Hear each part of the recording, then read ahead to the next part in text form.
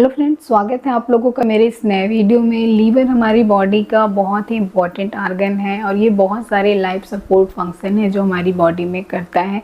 Liver क्या क्या काम करता है इसको मैं पहले भी डिस्कस कर चुकी हूँ। आज हम लोग डिस्कस करेंगे फैटी लीवर के बारे में।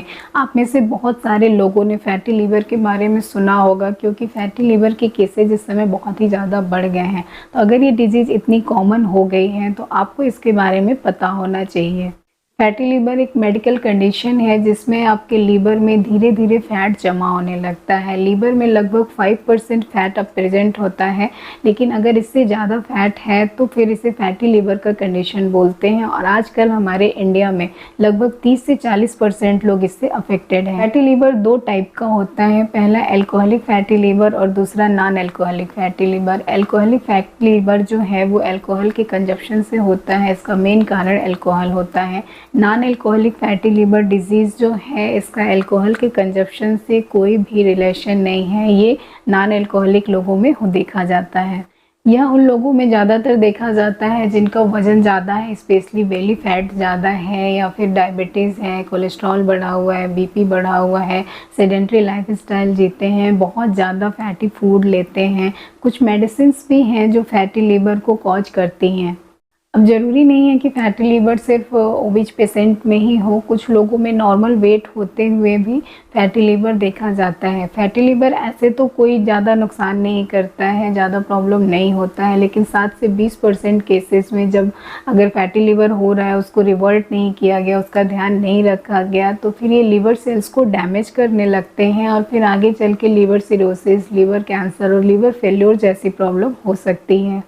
इसके सिम्टम्स क्या क्या हैं? फैटी लीवर के पेशेंट में तब तक कोई भी सिम्टम जनरली देखने को नहीं मिलता है जब तक कि ये डिजीज़ आगे प्रोग्रेस करके फैटी लीवर सिरोसिस में चेंज नहीं हो जाता है। बहुत सारे लोगों को तो ये पता भी नहीं होता है कि उन्हें फैटी लीवर की प्रॉब्लम है। अचानक किसी और कारण से वो यूएसजी कराते हैं तो उसमें डिटेक्ट होता है कि उन्हें फैटी लीवर है। इसके क्या क्या सिम्टम हो सकते हैं? तो ये एब्डोमेन के राइट अपर क्वाड्रेंट में होता है, तो इस एरिया में आपको दर्द और भारीपन लग सकता है। इसके साथ जी मिचलाना, उल्टी, भूख न लगना, वजन कम होने जैसी प्रॉब्लम होती है।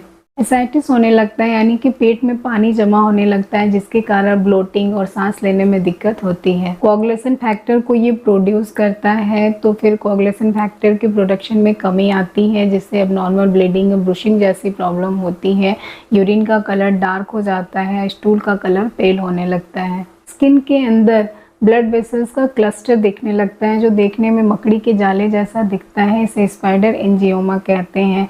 मेल्स में ब्रेस्ट एनलार्जमेंट देखा जाता है।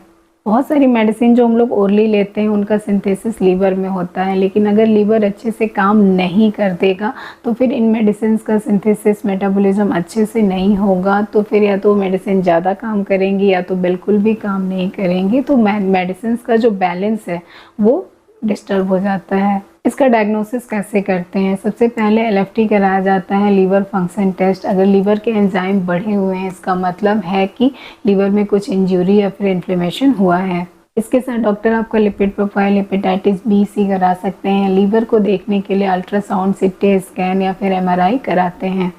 फाइब्रो स्कैन भी एक तरह का अल्ट्रासाउंड है। इसको देख के डॉक्टर ये पता करते हैं कि लीवर में स्टिफनेस कितना है, यानी कि कितनी प्रॉब्लम लीवर में हुई है, लीवर में कितने चेंजेस आए हैं। इसको देखने के लिए लीवर बायोप्सी डॉक्टर सजेस्ट कर सकते हैं। इसका ट्रीटमेंट कैसे करते हैं? ट्रीटमेंट डिपेंड करता है कि आपका केस कितना सीवियर है। फैटी लीवर के लिए अभी तक कोई भी स्पेशल मेडिसिन डायग्नोस नहीं हुई है, तो फिर डॉक्टर उन चीज़ों को मैनेज करने की कोशिश करते हैं जिनके कारण ये कंडीशन हुई है। अगर आपका फाइब्रो स्कैन नॉर्मल आया है, लीवर फंक्शन टेस्ट की रिपोर्ट नॉर्मल है, सिर्फ यूएसजी में आपके फैटी लीवर डायग्नोस हुआ है, तो ऐसे में डॉक्टर आपको लाइफस्टाइल चेंज के लिए बोलते हैं। लेकिन अगर आपका फाइब्रो स्कैन में भी प्रॉब्लम आई है, आपका लीवर फंक्शन टेस्ट में एंजाइम्स बहुत ही ज़्यादा डिस्टर्ब है, यूएसजी में तो फैटी लीवर आया ही है, तो ऐसे केस में लाइफस्टाइल चेंज के साथ डॉक्टर आपको रेगुलर मॉनिटरिंग में रहने को बोलते हैं ताकि वो ऑब्जर्व कर सकें कि कहीं और ज़्यादा लीवर में डैमेज तो नहीं हो रहा है।